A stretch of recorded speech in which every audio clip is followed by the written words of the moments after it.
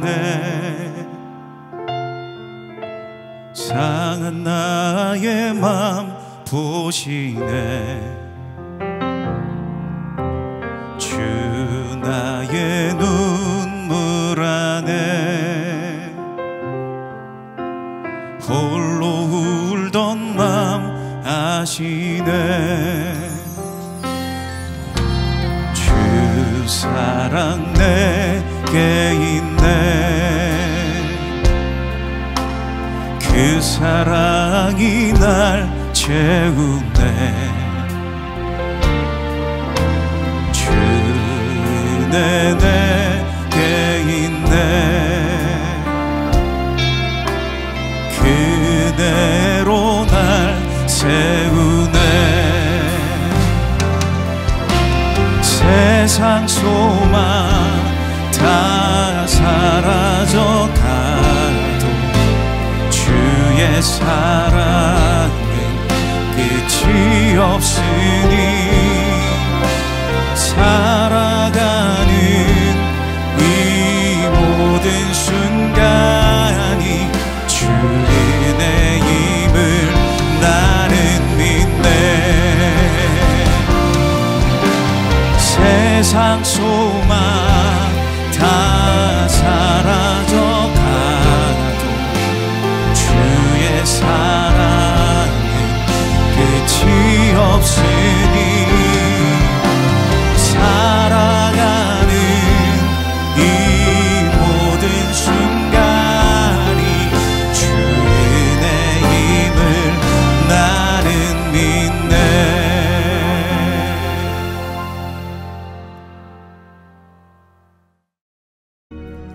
아사가 그의 하나님 여호와 보시기에 선과 정의를 행하여 이방 제단과 산당을 없애고 주상을 깨뜨리며 아세라 상을 찍고 유다 사람에게 명하여 그 조상들의 하나님 여호와를 찾게 하며 그의 율법과 명령을 행하게 하고 또 유다 모든 성읍에서 산당과 태양상을 없애매 나라가 그 앞에서 평안함을 누리니라.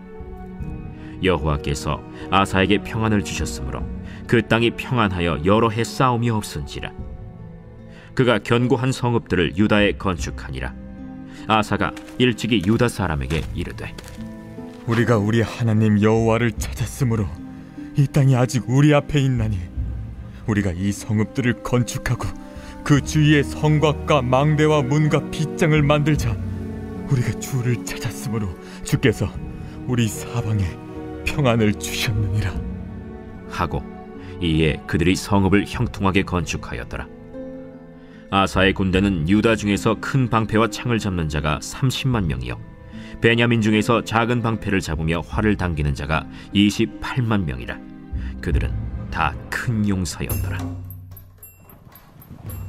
구스 사람 세라가 그들을 치려하여 군사 100만 명과 병거 300대를 거느리고 마레사에 이르매 아사가 마주 나가서 마레사의 스바다 골짜기에 전열을 갖추고 아사가 그의 하나님 여호와께 부르짖어 이르되 여호와여, 힘이 강한 자와 약한 자 사이에는 주밖에 도와줄 리가 없사오니 우리 하나님 여호와여, 우리를 도우소서.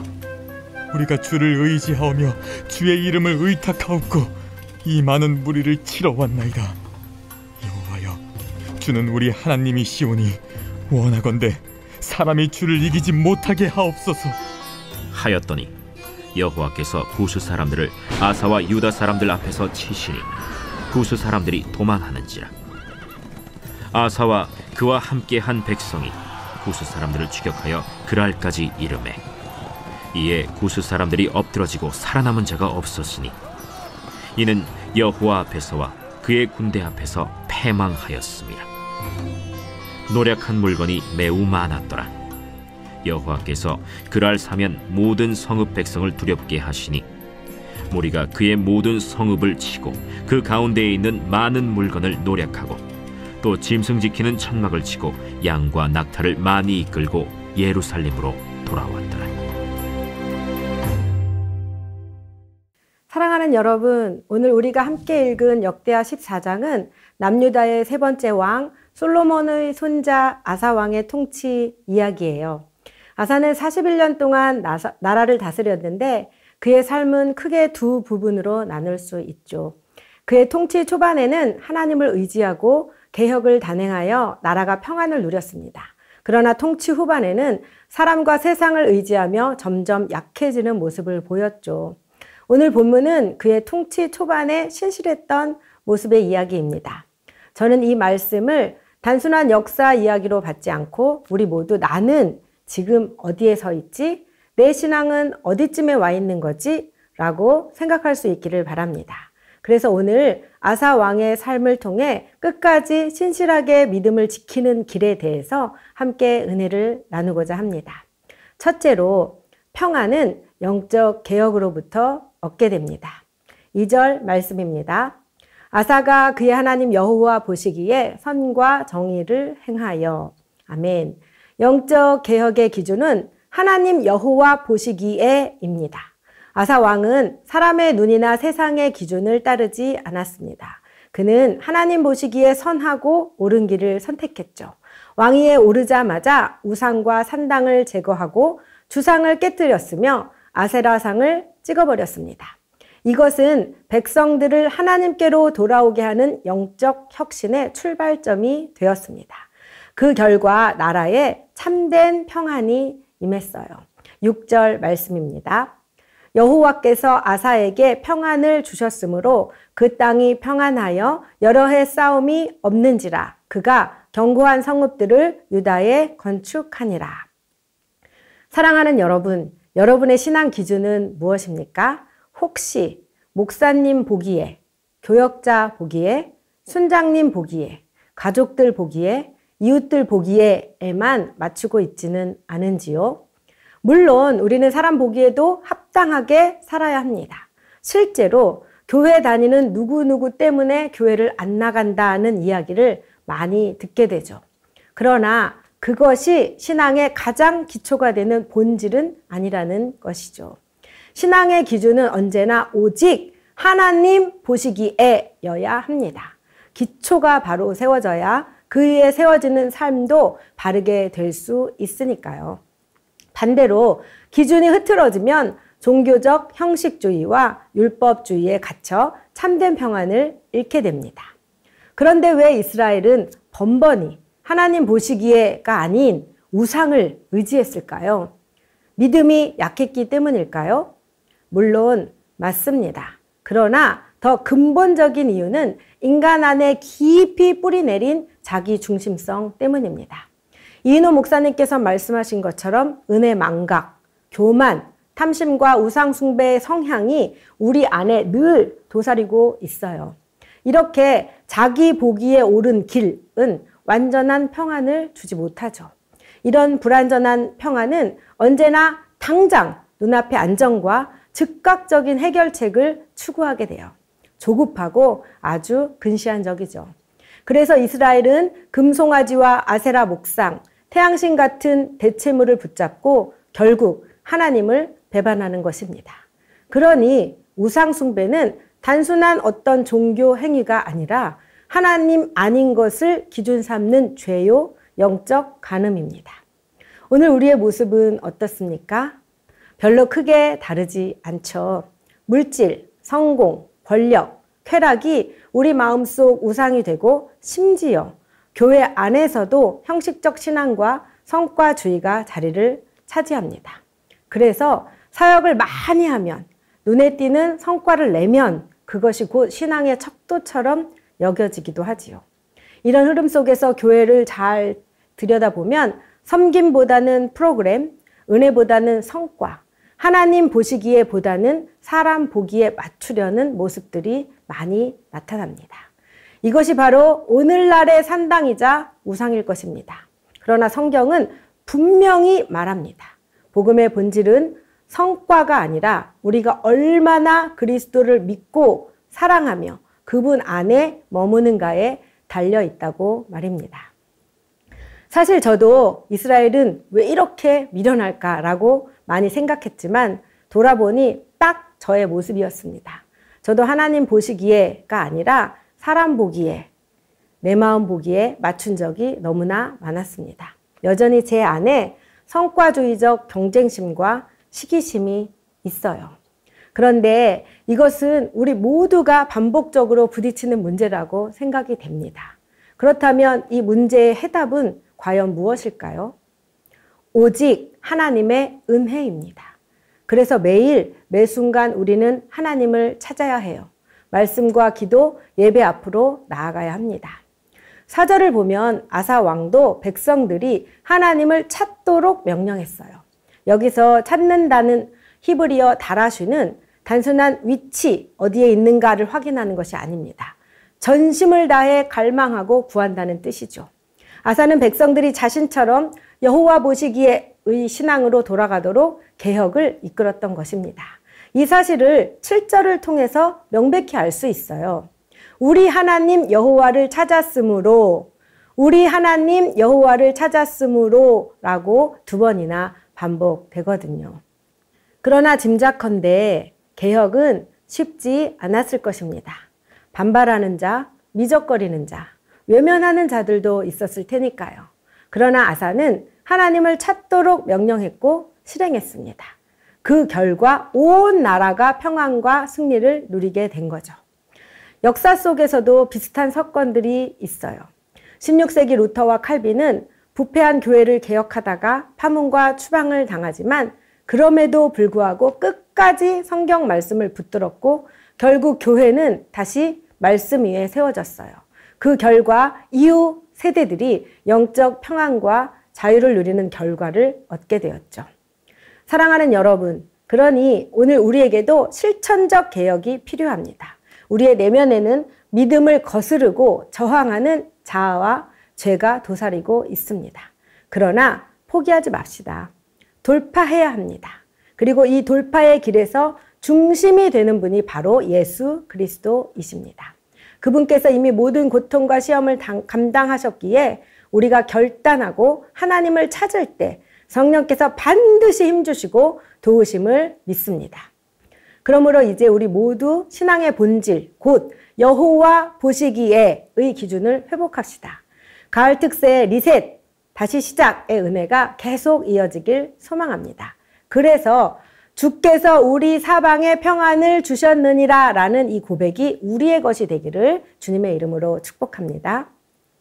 둘째, 승리는 하나님을 신뢰하고 기도할 때 경험됩니다. 아사왕의 통치 10년간은 아주 평안했어요. 그러나 그 이후 위기가 찾아왔죠. 강력한 구스 군대가 침략한 것입니다. 구스 군대는 100만 명의 병사와 300대의 병거를 갖춘 대군이었어요. 반면에 유다는 58만 명의 정예병밖에 없었고 병거도 없었습니다. 인간적인 계산으로는 도저히 이길 수 없는 전력 차이죠. 이 절망적인 순간 아사왕은 사람을 의지하지 않고 하나님께 부르짖었습니다. 11절의 기도를 함께 읽어보겠습니다. 아사가 그의 하나님 여호와께 부르짖어 이르되 여호와여, 힘이 강한 자와 약한 자 사이에는 주밖에 도와줄 리가 없사오니 우리 하나님 여호와여, 우리를 도우소서. 우리가 주를 의지하오며 주의 이름을 의탁하옵고 이 많은 무리를 치러 왔나이다. 여호와여, 주는 우리 하나님이시오니 원하건대 사람이 주를 이기지 못하게 하옵소서. 아멘. 저는 이 아사의 기도를 통해 2가지를 깨달았습니다. 첫째는 진정한 신뢰는 외적 환경을 따지지 않는다는 것입니다. 아사는 군사의 수, 병거, 전략적 유리함 같은 조건에 얽매이지 않고 하나님만을 신뢰했어요. 세상은 늘 숫자와 능력, 경험을 붙들라고 유혹하지만 참된 평안은 환경에서 오는 것이 아닙니다. 바로 누구를 의지하는가에 달려있죠. 한 왕이 불안한 마음을 달래기 위해 가장 평온한 그림을 찾았습니다. 수많은 그림이 모였지만 왕은 폭풍이 몰아치고 파도가 부딪히는 바위 작은 둥지 속 어미 새 품에 안긴 새끼들을 그린 그림을 선택했습니다. 평안은 이런 것입니다. 어미 새를 의지하는 새끼들처럼 누구를 의지하는가에 달려있는 거죠. 우리의 삶도 마찬가지입니다. 우리는 은행 잔고, 배우자의 재력, 자녀의 학벌 안에서 안심하려고 합니다. 그러나 그것은 결코 참된 평안이 될 수 없습니다. 저 역시 순간순간 이런 것들에 마음이 많이 흔들립니다. 분명히 참된 평안을 줄 수 없다는 것을 뻔히 알지만 그래도 붙들게 됩니다. 그러나 정작 평안은 금세 사라지고 다시 불안이 찾아오는 것을 경험하죠. 그때 아차 싶어서 다시 주님께 기도로 엎드리곤 합니다. 그러면서 조금씩 하나님을 신뢰하는 법을 배우고 세상이 줄 수도 빼앗을 수도 없는 평안을 점점 더 경험하게 됩니다. 둘째는 신뢰는 기도로서 드러난다는 것입니다. 아사의 신뢰는 하나님께 부르짖는 기도를 통해 실제로 드러났습니다. 진정 하나님을 신뢰하는 사람만이 전심으로 하나님께 엎드려 기도할 수 있어요. 아사는 자신의 나약함을 인정하며 하나님 앞에 철저히 낮아졌습니다. 여호와여, 힘이 강한 자와 약한 자 사이에는 주밖에 도와줄 이가 없사오니. 맞습니다. 우리의 기도는 주밖에 도와줄 이가 없사오니로 시작해야 합니다. 이것이 겸손의 출발이죠. 스스로 해결할 수 있다고 착각하는 그 순간 하나님을 의지하지 않게 되니까요. 그러니 주밖에 도와줄 리가 없습니다 라는 이 고백은 절망의 고백이 아니라 믿음의 고백인 것입니다. 내가 할 수 없음을 인정할 때 하나님이 하십니다. 내가 내려놓을 때 하나님이 일하십니다. 또 아사는 구체적으로 하나님께 이렇게 간구했어요. 사람이 주를 이기지 못하게 하옵소서. 고대 전쟁에서는 전쟁의 승리를 그 나라의 신이 강하다는 증거로 여겨졌어요. 만약 구스 군대가 승리한다면 그 열방들은 여호와는 약한 신이다 라고 오해할 수 있었겠지요. 그래서 아사 왕은 기도합니다. 하나님, 이 싸움은 주님의 명예와 영광이 걸린 싸움입니다. 사람이 주님을 이겼다고 말하지 못하게 하시고 오직 주의 이름이 높임받게 하옵소서. 아멘. 우리 삶에도 사람이 주를 이기는 것처럼 보이는 순간들이 얼마나 많은지요. 세상 권력이 정의를 짓밟을 때, 돈과 성공이 신앙보다 더 힘 있어 보일 때, 불의한 사람이 잘 되는 것을 볼 때입니다. 그때 우리는 아사처럼 기도할 수 있어요. 주님, 결국 사람이 주님을 이길 수는 없습니다. 주의 공의와 주권을 드러내 주옵소서. 이 기도는 믿음의 선포입니다. 세상은 강해 보이지만 역사의 주관자는 하나님이시며 아무도 하나님을 이길 수 없다는 믿음의 선포입니다. 사랑하는 여러분, 우리에게도 각자의 구스 군대가 있죠. 끝이 보이지 않는 업무 압박, 풀리지 않는 가정 문제, 끊이지 않는 인간관계의 갈등, 건강의 위협, 경제적 불안 등등이죠. 구스 군대 앞에서 우리는 두 갈림길에 서게 됩니다. 내 힘과 지혜를 의지할 것인가? 아니면 하나님께 부르짖을 것인가? 하나님은 하나님을 신뢰하며 기도하는 자를 결코 외면하지 않으십니다. 상황이 즉시 변하지 않는다 하더라도 신뢰하는 자의 마음에는 이미 세상이 줄 수도 빼앗을 수도 없는 평안이 임하게 되니까요. 그러므로 사랑하는 여러분, 시선을 환경이 아니라 하나님께 고정하십시오. 하나님을 신뢰하며 기도로 엎드리는 저와 여러분이 되어 하나님이 주시는 참된 승리의 삶을 날마다 경험하시기를 주님의 이름으로 축복합니다. 말씀을 맺겠습니다. 12절과 14절에서 이 승리의 주체가 누구인가를 분명히 알려줍니다. 12절, 여호와께서 치시니. 14절, 여호와께서 두렵게 하시니. 아멘. 승리의 주체는 바로 하나님이십니다. 여호와께서 치시고 여호와께서 두렵게 하심으로 승리가 이루어진 것입니다. 인간의 힘으로는 결코 이룰 수 없는 그 승리가 하나님을 찾고 신뢰하며 기도할 때 현실로 나타납니다. 그리고 우리는 그 하나님의 일하심을 직접 경험하게 되는 것이죠. 사랑하는 여러분, 이 승리가 단순히 아사왕과 유다 민족에게만 국한될까요? 아니죠. 이 승리는 예수 그리스도 안에서 완전히 성취된 승리의 그림자일 뿐입니다. 그리스도께서는 십자가에서 죄와 사망의 권세를 깨트리셨어요. 그분을 믿는 우리에게는 이미 결정적인 승리가 주어졌죠. 그러므로 우리는 어떤 문제 속에서도 절망하지 않아야 합니다. 사랑하는 여러분, 오늘 아사왕의 이야기를 통해 자신에게 묻기를 바라요. 나는 지금 어디에 서 있지? 내 신앙은 어디쯤 와 있지? 사랑하는 여러분, 세상을 의지하시나요? 아니면 하나님을 의지하시나요? 작은 산당을 붙잡고 있으신가요? 아니면 무너뜨리셨나요? 하나님을 찾고 신뢰하며 기도로 나아가시기를 바랍니다. 그때 하나님께서 주시는 참된 평안과 승리를 경험하게 될 줄 믿습니다. 그 평안과 승리는 우리 삶의 원동력이 되어 개인을 넘어 교회와 열방으로 흘러가게 됩니다. 그래서 복음의 능력이 땅끝까지 전해지는 역사가 우리를 통해 이루어지기를 주님의 이름으로 축복합니다. 함께 기도하겠습니다. 우리의 신앙이 사람 보기에 흔들리지 않고 오직 하나님 보시기에 맞추어 살아가게 하소서. 내 마음속 우상과 자기 중심적 욕심을 제거하시고 하나님께 온전히 집중하게 하소서. 아멘. 삶의 문제와 도전 앞에서 스스로 의지하지 않고 아사처럼 하나님께 부르짖는 믿음을 허락하소서. 아무리 상황이 어렵고 절망적이어도 하나님을 신뢰함으로 평안을 경험하게 하소서. 아멘. 우리가 경험한 평안과 승리가 교회와 열방으로 흘러가며 복음의 능력이 되어 땅끝까지 전해지게 하소서. 아멘.